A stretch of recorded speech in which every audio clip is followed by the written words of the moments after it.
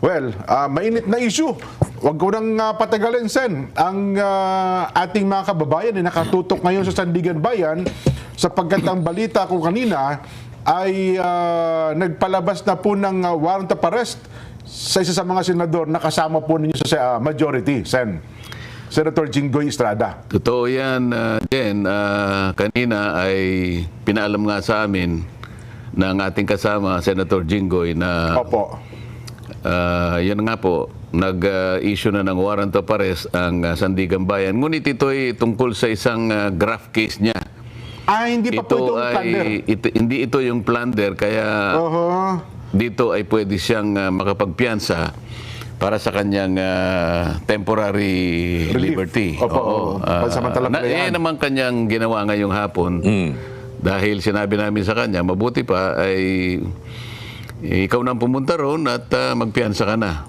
Sapagat hanggang alas 5 lang ata o alas 4 ang opisina ng ating Sandigan Bayan. So yun pala yung kalilina kasi akala namin, Sen, ang balita kanina ay plunder case. Kapag plunder kasi, Nobel recommended. So itong inilabas na warrant ay may kinalaman lang sa graft case po niya. Pinaghiwalay yata, Pinaghiwalay Jen, pala. sa Makati. Dito ay ibang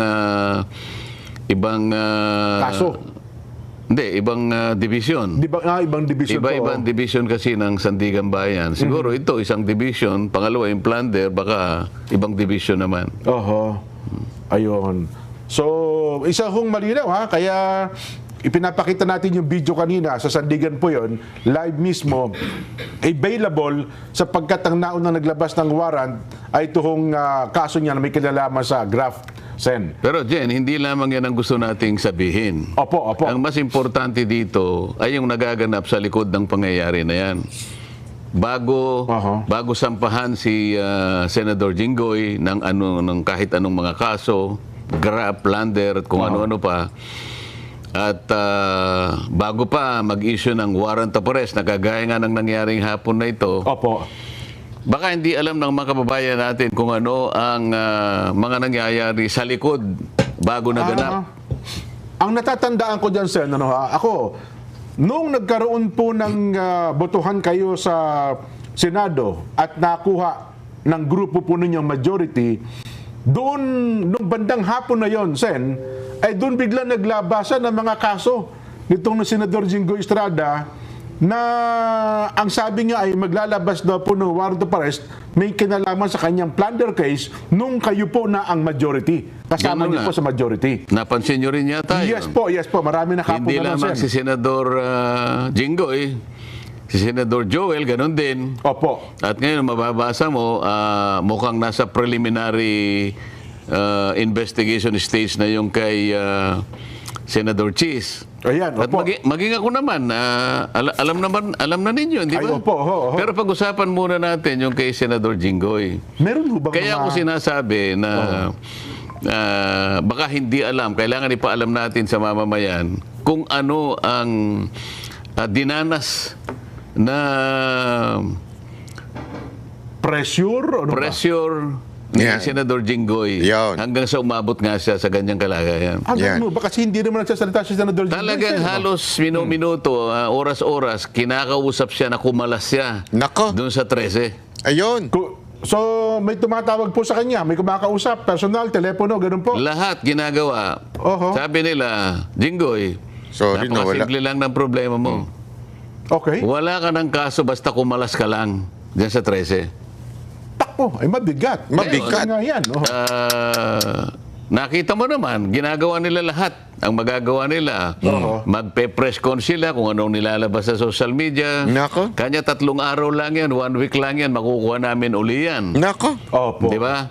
Hindi lamang siya pinapressure. Maski si Senator Joel, ganun din. Nako. Ako naman kasi, hindi na nila ako ma-pressure siguro. Kinasuhan nga ako. Nag-imbento sila ng kasong plunder maski sa akin. So, dapat mapansin ninyo, grabe yung pasabog na yun. Araw-araw kinakausap. Bumaligtad ka. Again, ako, in my own talaba dyan sa Senado, hindi po minority in fairness nanggagaling yung usap. Galing sa taas. Ay, mali. Hindi pala sa taas. Sa baba pala. Demonyo nga pala yun. Lahat ng ito'y ginagawa nila para wasakin nila yung 13. Ano ang magiging dahilan dyan? Ano ang magiging resulta niyan kapag nawasak yung 13? Oho. Eh di sila na uli. O, ano ngayon ang mangyayari kapag sila na uli? Ano? Opo. Tatakpan na naman nila yung flood control investigation. Nako, ng Blue Ribbon Doon lang tayo Committee. napupunta rito eh. Oho. Doon lang tayo napupunta rito. So ang lunduban ng lahat ng ito, Sen, ano? Ausapin ng flood control kasi mukhang natatakot silang may mabulgar o mabuyangyang sa likod nitong flood control issue na ito, flood control scandal. Hindi mo pa ba nakikita? Eh, parang doon nga po ang puntirya. Pero teka lang, bakit? Ayaw nila na magpatuloy yun. Oho. Ang isang pinakamabuting paraan para sa ganon ay hindi na matuloy yun, kinakailangan sila ang mayorya. Maagaw sa inyo. Eh ngayon, nagsisimula pa lang kami, di ba? Organization pa lang. Opo. Papunta pa lang kami. Palagay ko sa Lunes, baka mag-announce na si SP Alan. Opo. Magtawag na siya ng schedule ng Blue Ribbon.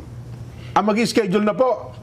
O, baka Lunes mag-schedule siya. Ayan, naku. O, Kasi sige. alam mo, kinakailangan niya mag-schedule kasi hindi naman kagad nagagawa yun dahil sa Oho. kinakailangan naming masatisfy yung notice. 3 araw ang notice kasi, Jen, Tama po. bago makapagpatawag. So, alimbawa, gusto niyang magpatawag ng Webes o ng dapat Biyernes. Monday pa lang. Monday, ilabas na yung notice. ilabas na yung mga notices. Kung At sino-sino. pagkatapos, ino-notify lahat yung inaakala niya na dapat ay maimbita at sila ngayon ang humarap sa pagkakataong ito sa pagpapatuloy ng investigasyon. Oho.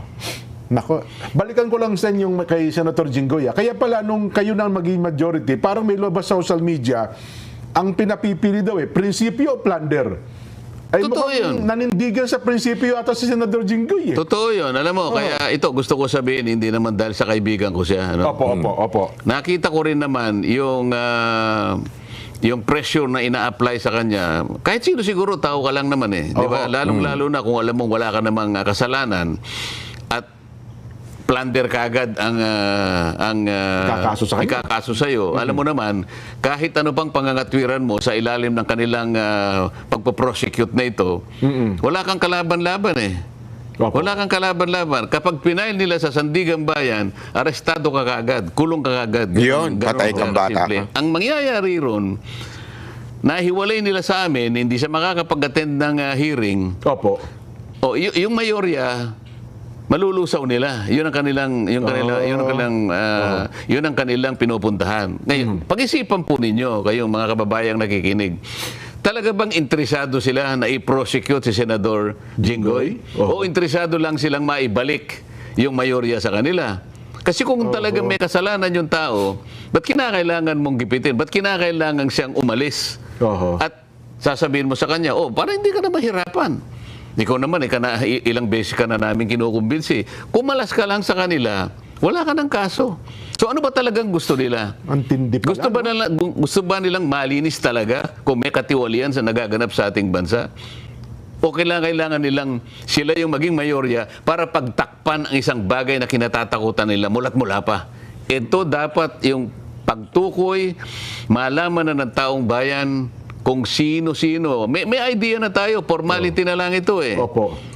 Anong dahilan dyan? Bakit pati ako'y kinasuhan ng plunder? Ako na lang kasi ang nagsasabi na ipagpatuloy natin ito. Oho. Wala nang iba. Ito yung kinatatakutan nila. Ngayon, kapag ka ito'y nagpatuloy at Opo. natukoy natin sila, yun ang gusto nilang hadlangan. Oho. Yun ang gusto nilang matakpan. Nakita Yun. mo naman, nung sila ang mayorya, Opo. nakita mo ba naman, 9 na buwang singkad. Totoo. Ay kinuha niya yung Blue Ribbon Committee Lang kung nangyari. ano-anong katwiran ng ginagawa, kung ano-anong kadahilanan ng sinasabi, Nga. kesyo ganitong gagawin, kesyo pumirma muna kayo bago ipagpatuloy. Anong klaseng pagmamatawid yun? Oho. Sa loob ng 9 na buwang singkad, Jen, hindi siya nag-imbestiga, hindi siya nagpatawag. Napakaraming tao ang nagbo-volunteer. Natawagin niyo po kami. Oo, At gusto magkasalita po sila. namin mag-testify dyan sa Blue Ribbon Committee para makatulong po kami sa inyo. Ayaw nilang gawin yun. Naku. So ito lamang ang dahilan. Pagtatakip. At ang pinakamabisang paraan para matakpan yan, kung hindi man gusto nilang patayin kaagad yan, ang issue na yan, sila na naman ang mayorya. Oo.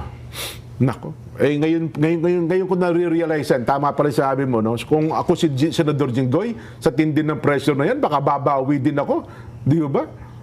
Eh, mabigat yun.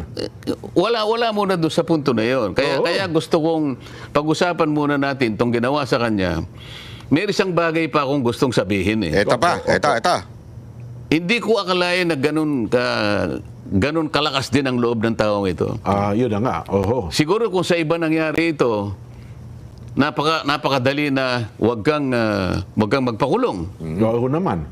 O baka sakaling bukod doon, baka may ibigay pa silang pabuya sa iyo. Kung lilipat, ganun lang naman pa. Pero dahil alam niya yung pinaglalaban namin, prinsipyo na po ito. alam niya Oo. prinsipyo yung pinaglalaban namin. Sabi niya, nung isang araw narinig ko siya, magpapakulong po ba kayo pagka magpaparesto kayo? O, sinabi naman niyang maliwanag, if this is the price I have to pay, so be it. Iyon. Oo. So kailangan po malaman ng tao na siya ay talagang nanindigan. Hindi siya kumalas sa amin. Aha. Kahit na siya'y makulong pa, hindi siya lalabas, hindi siya kakalas sa aming grupo. Na 13 kami. Grabe, no? Well, again, Galing, ano? Hindi, matindi yan. Kasi, isipin mo, palit lang. Oh.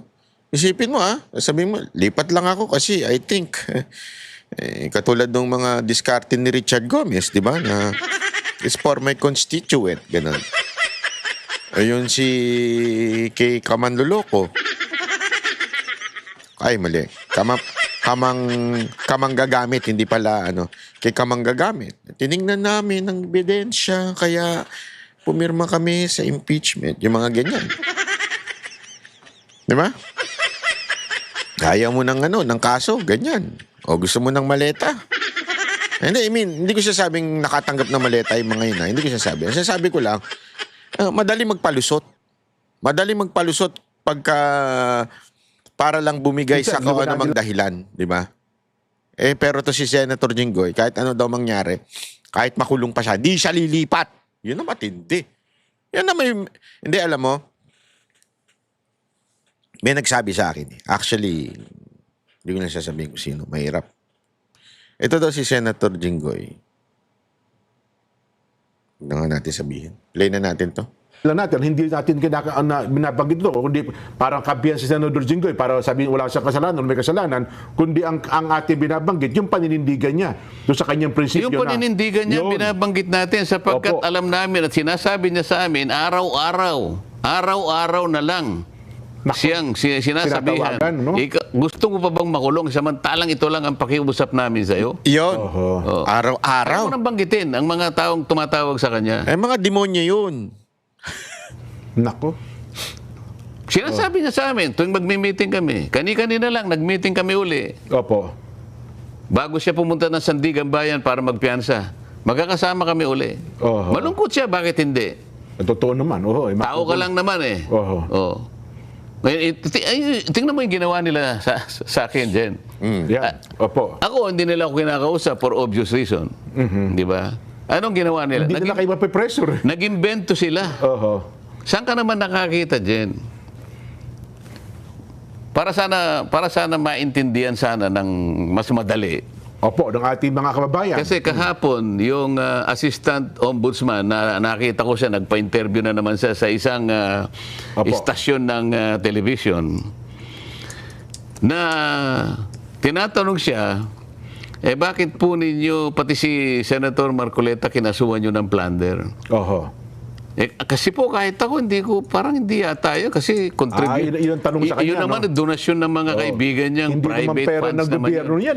Tapos sinabi niya, hindi, kasi kahit private funds kasi, kapag yan ay binigay na merong pangako o kung ano mang pabuyang parang ibigay niya dahil meron siyang opisina, ganyan.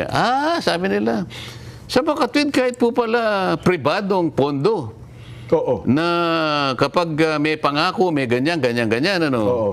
Yan po pala'y plunder. Oo, sabi niya gano'n. Bigat, ano ho? Oho.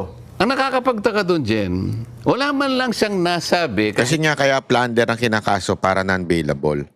May nag-donate lang sa'yo, gano'n na kaagad, ano? Kahit konti. Kasi kailangan mong establish ito Siyempre eh. po, establish mo yun. Kung walang kaugnayan yung pondo doon sa sinasabi mo, baka nag-speculate ka lang, baka inaakala mo lang, baka nangako ito ng kung ano-ano, na maaaring sa pangako na yon maka-influensya. merong madadamage ang gobyerno Ayan. o madadamage ang serbisyo na para sa mga tao. Yan ang kasi pagka ganun, corruption yun eh. Ayun, opo. So opo. kinakailangan mong i-establish yung connection nung pagbibigay nila ng tulong sa iyo dahil kampanya kasi ito diyan, ito yung sinasabi ko campaign eh. yan. Nung mga panahon Kailangan mong i-connecta. Pinakikinggan ko siya, wala man lang siyang masabi na koneksyon. Oho. Pagkatapos, bumalig na naman sa iba. Alam mo, kanya, ang plunder kasi, kaya mas marami yung napagtatalo kami, sabi siya, mahirap kasi kanyang i-prosecute ang plunder. Kaya, alam mo kasi, pag plunder kasi, corruption yan, katiwalian, Oho. talagang wala kang makitang resibo, wala kang makitang Walang paper trail. Opo. Ganyan, Kasi plunder nga raw, Kaya napakahirap talaga. Opo. Ngayon, ang sinasabi nila, siya inamin niya eh. Siya mismong nagbigay ng katibayan. Sa palatuntunan natin ito, sa Sabi niya, parang admission against interest. Tingnan mo itong mga taong ito. Siguro para sa mga kababayan nating nag-iisip, si Senador Marcoleta, kumandidato ng 2025 election, may kaibigan siya, tumulong sa kanya.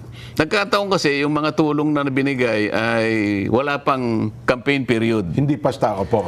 Pero yung tulong na yon ay sakop ng election period. Ang election period kasi dyan ay 1 year before the election. So Yes, isang po. taong singkat yun. Ano? Opo, oo. Pero yung campaign period, magsisimula ng February 11 90 days ata national. hanggang 90 days yan. Opo, 90 days, Hanggang opo. sa ikaw ay manalo na. Ano? Ngayon, so sabi ko, ang trato ko dyan donation kasi wala pang campaign period. Opo. January. Ang campaign period kasi February 11 ang umpisa. Opo, oho. Dapat, kapag binigay during the campaign period, contribution. February 11 Ngayon, pataas, opo. Kaya hindi niya nilagay sa SALN. Hindi mo nagin natin Okay? Kasi nga, hindi pa campaign para period. makita ng mga kababayan natin. Doon sa SOSE ko, sinabi ko, ang aking expenditures, yung ginastos ko, Opo, sa kampanya. 112 million pesos. Hindi pala SALN. Opo. Sorry. Ngayon, Sorry. Sinisita nila ako, paano ka makakagasta ng 112 million? Tiningnan nila yung SALN ko, yung net worth ko is only 52 million. Mas malaki ang yung ginastos mo. Teka mo na, ito lang ang pera niya. Saan siya kukuha ka ng Ng 112 million. ng 112? Oho. No, sabi ko, hindi mo na kumikibo nun dahil hindi ko na pinapansin noon di ba? Opo. Nung magpasya na akong mag-explica sa Comelec dahil sa binigyan ako ng parang isang magpaliwanag ka, sabi niya. Opo, ipaliwanag niyo po yung side ninyo. Bakit yun ito? Hinangan ako ng kaukulang pagpapaliwanag. Show cause order ang tawag doon, Jen. Opo. Hindi pinaliwanag ko na na-receive ko po itong donation sa tatlong kaibigan na nagkakahalaga ng 75 million. Yes, opo. Siniyasat nilang ganon. Sa batas kasi natin, sabi kong ganon, at yun naman ay pinagpasyahan ng Korte Suprema, kapag labas sa sa campaign period, opo. pwedeng donation yun. Okay? Opo. At sabi naman ng Supreme Court sa kanyang pagdidesisyon, hindi pa siya kanya kandidato noon. Ayun. Magiging kandidato lang siya pag magpa-participate siya during the campaign period. Na. Okay. Opo. So, nung makita ng Comelec, wala siyang kasalanan dyan. Walang Maayos ang kanyang pagpapaliwanag. Ang bumoto dyan, 6-0. Opo. Ibig sabihin, halos silang lahat. Lahat ng commissioners. Kaya lang siguro 6-0 kasi yung chairman nila, hindi siya nag-participate. Nag-inhibit yata siya. Baka Opo. kung hindi siya nag-inhibit, 7-0. 7-0. Ang ibig sabihin, maliwanag sa Comelec na nagtapat lang ako. Ngayon, Naging transparent kayo, Sen. Opo. okay. So, 112 million ang ginastos ko. Ito na naman ang banggit ng Sandigan Bayan. Sige, palagay mo kanyang, kung na-receive niya kanya 75 million, bakit nung isubmit niya yung SALN dated December 31, 2025. opo. Ba't di niya nilagay sa salin yung 75 million? Hindi ayan nag-reflect doon sa salin Ba't ninyo. hindi niya na-reflect? Opo, oo. Paano ko naman i-reflect, mga kababayan? Ginastos ko nga eh. Oho. Yaw. Hindi nyo naman asset yun eh.